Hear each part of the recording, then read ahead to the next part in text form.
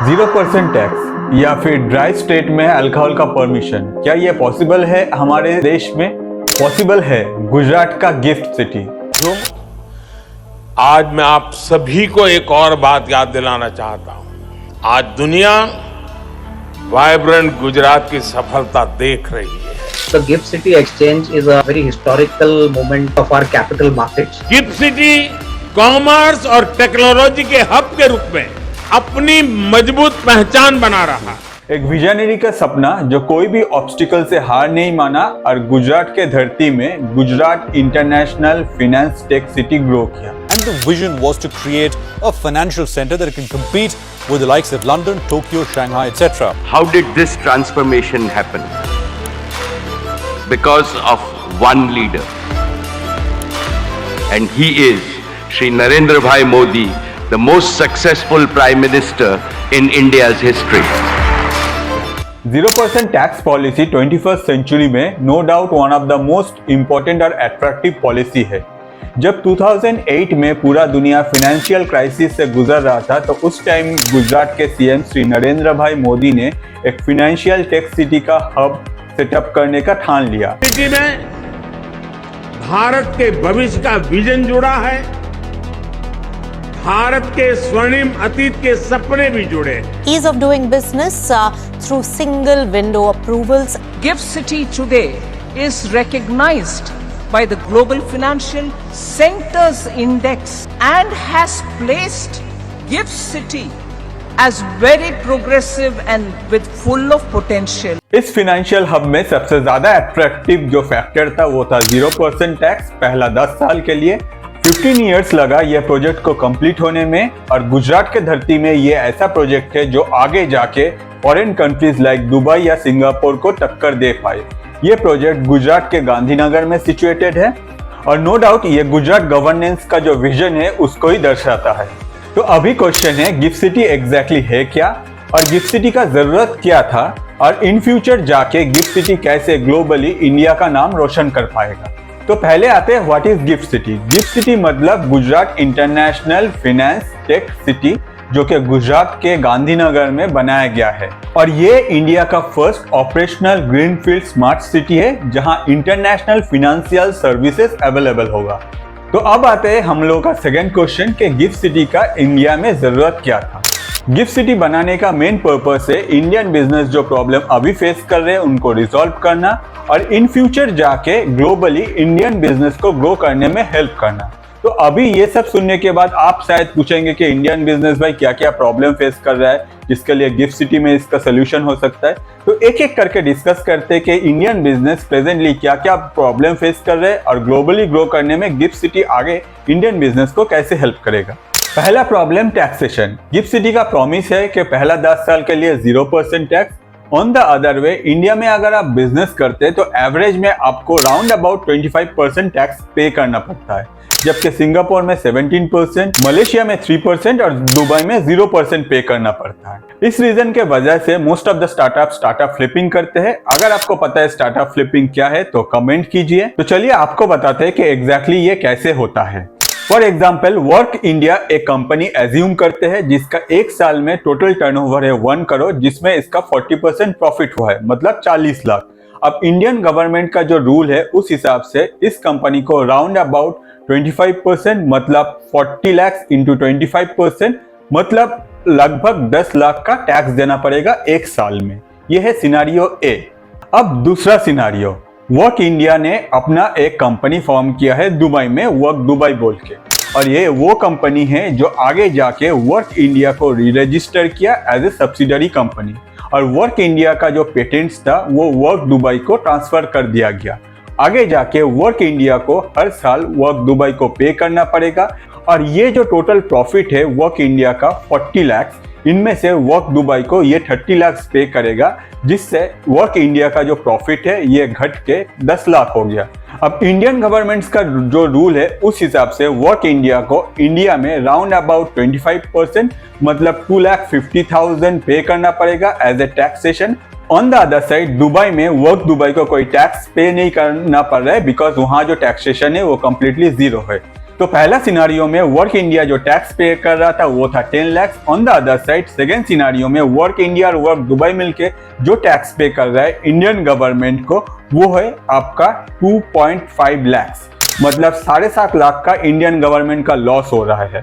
यही सिनेरियो आप कंपेयर कर सकते हैं इंडिया के बहुत सारे कंपनीज के साथ जिन लोगों का टर्नओवर 1 से 5 लाख करोड़ तक जाता है, तो इंडियन गवर्नमेंट का जो टैक्सेशन है उसमें कितना लॉस होता है। इन शॉर्ट इंडियन स्टार्टअप दूसरे कंट्री में रजिस्टर होता है जिसके वजह से इंडियन गवर्नमेंट को टैक्स में लॉस होता है, और गिफ्ट सिटी एक ऐसा सोल्यूशन लाया है जिससे पहला 10 साल में कोई भी कंपनी को कोई टैक्स देना नहीं पड़ेगा, जिससे आगे जाके लॉन्ग टर्म में इंडिया को प्रॉफिट होगा।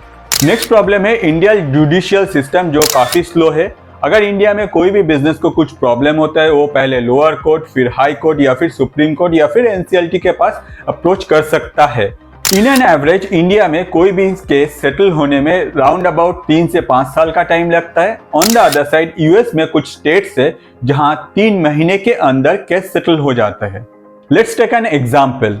इंडिया में अगर कोई भी आईटी कंपनी एक दूसरा आईटी कंपनी के अगेंस्ट में केस करे रिगार्डिंग टेक्नोलॉजी थेफ्ट, तो वो रिजॉल्व होने में 3 से 5 साल का टाइम लगेगा। जब तक ये केस रिजॉल्व होगा तब तक टेक्नोलॉजी जो है वो आउटडेटेड हो जाएगा। ऑन द अदर साइड जो कंपनी अफेक्टेड है उसको पर आवर के हिसाब से लॉस फेस करना पड़ता है। कंट्री लाइक यूएस में जुडिशियल सिस्टम इतना फास्ट है कि विद इन 3 to 18 मंथ्स वो रिजॉल्व हो जाते हैं, और आगे जाके ये एक मेजर रीजन है आईटी का यूएस में इतना फास्ट ग्रो करने में। अब आते हैं नेक्स्ट इशू पे, इंडियन कंपनीज का ग्लोबलाइजेशन। ज्यादातर इंडियन कंपनीज जब दूसरा कंट्रीज में जाके अपना ब्रांच खोलने का कोशिश करते हैं तब उन लोगों को बहुत सारा प्रॉब्लम फेस करना पड़ता है।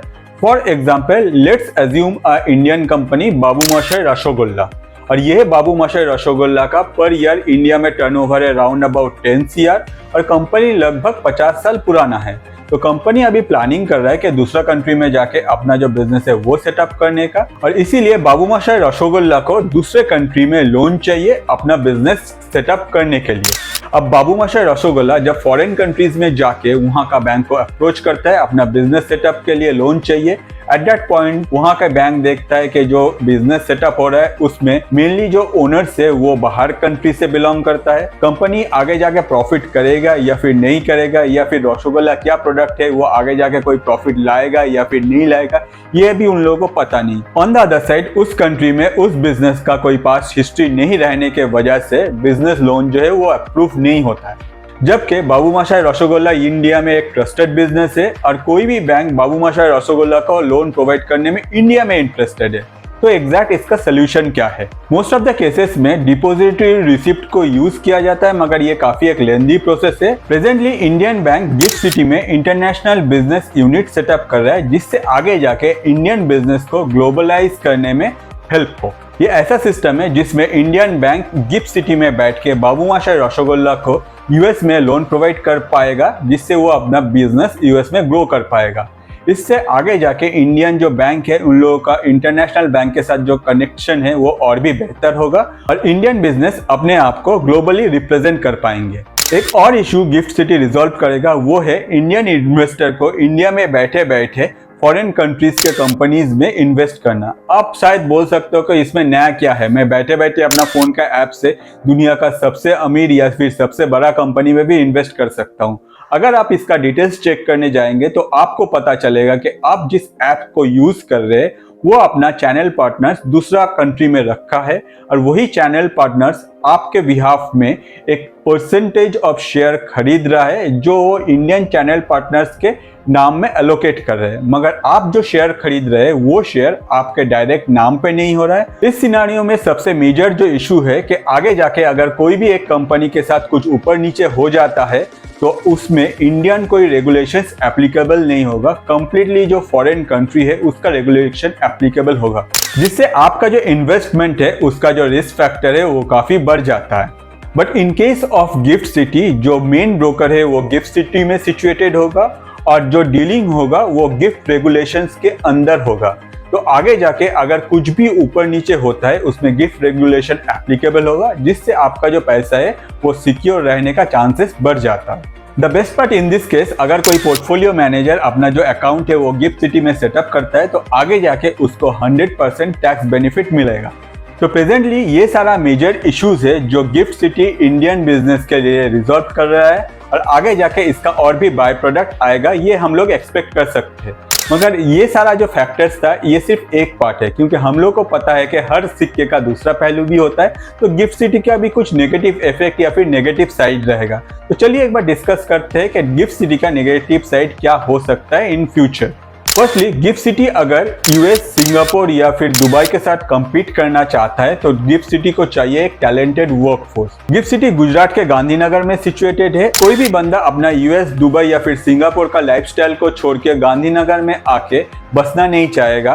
इन फ्यूचर अगर गिफ्ट सिटी को ये प्रॉब्लम रिजॉल्व करना है तो गिफ्ट सिटी को अपना जो इंफ्रास्ट्रक्चर है वो बहुत फास्ट ग्रो करना पड़ेगा। तो गिफ्ट सिटी के लिए एक मेजर इश्यूज है, और गुजरात गवर्नमेंट अपने तरफ से बहुत फास्ट इसमें काम कर रहा है इंफ्रास्ट्रक्चर ग्रोथ में। बहुत सारे फास्ट चेंजेस के साथ गुजरात गवर्नमेंट ने अल्कोहल भी अलाउ किया है। नेक्स्ट इशू है, गिफ्ट सिटी को डिफरेंट कंट्रीज के डिफरेंट कंपनीज के साथ compete करना होगा, और इस कंपटीशन में अगर गिफ्ट सिटी को जीतना है तो गिफ्ट सिटी को हमेशा एडवांस टेक्नोलॉजी और एडवांस प्रोडक्ट उन लोगों से पहले लॉन्च करना पड़ेगा। फ्यूचर में अगर गिफ्ट सिटी इस सिचुएशन को अडेप्ट करके मोस्ट फास्ट परफॉर्म कर पाए तो इंडिया का एक ग्लोबल नया सिग्नेचर क्रिएट होगा, जिससे जाके हम इंडियन और भी ज्यादा एक बेटर पोजीशन में हम लोगों का कंट्री को देख पाएंगे। तो आज के लिए इतना ही, और अगर आपको अपने कंट्री से प्यार है और अगर आपको ऐसे ही वीडियो देखना है तो प्लीज कमेंट कीजिए, और अगर हो सके तो सब्सक्राइब बटन में क्लिक कीजिए, दोस्तों के साथ वीडियो को शेयर भी कीजिए। Thank you.